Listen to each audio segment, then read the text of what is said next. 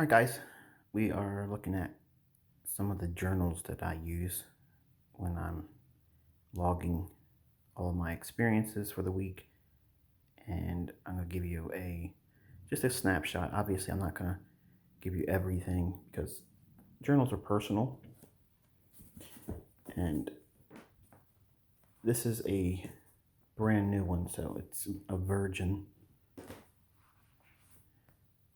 You can see it's very nice leather. Now you don't have to go into journaling like this. I've always used journals like this for at least the last 16 years or so. I went to this style. This is actually a beautiful paper. It feels like linen, so I'm not sure if that would be something that you like to do, but for me, I've always found it just it's handsome. To me, I look at my recordings and my journal entries as something that's intimate and precious to me, and I want to put them in something that's going to be well interesting. Okay, it's not a plain white piece of paper.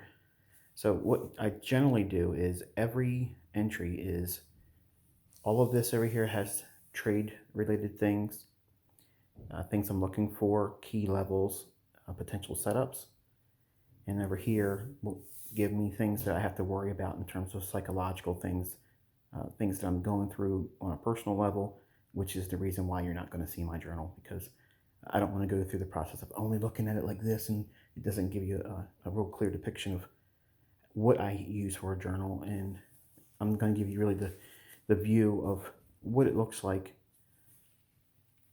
in a snapshot view.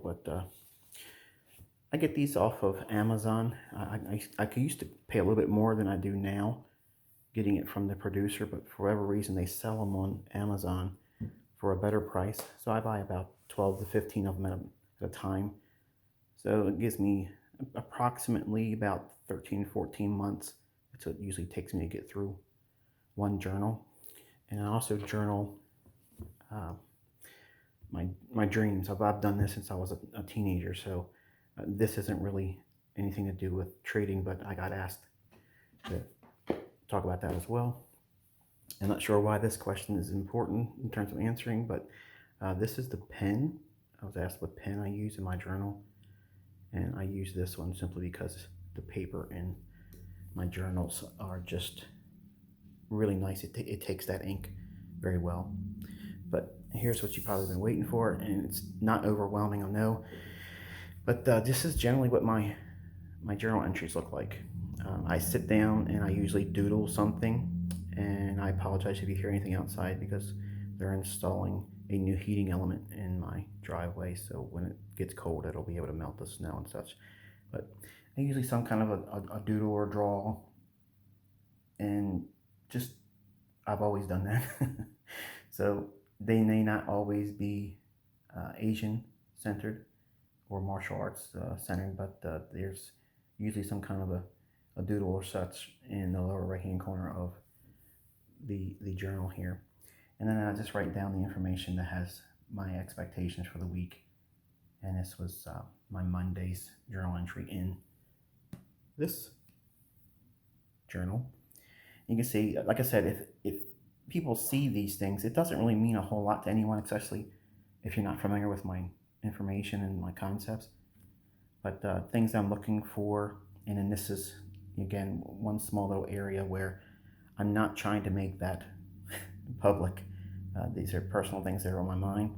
And then I do a wellness and a focus, things I'm going to be worrying about conquering for that particular trading day or week and keeping them in focus. And then I have the weekly calendar, Big Rocks, which is basically the events that I'm looking for that's going to be more impactful for the week.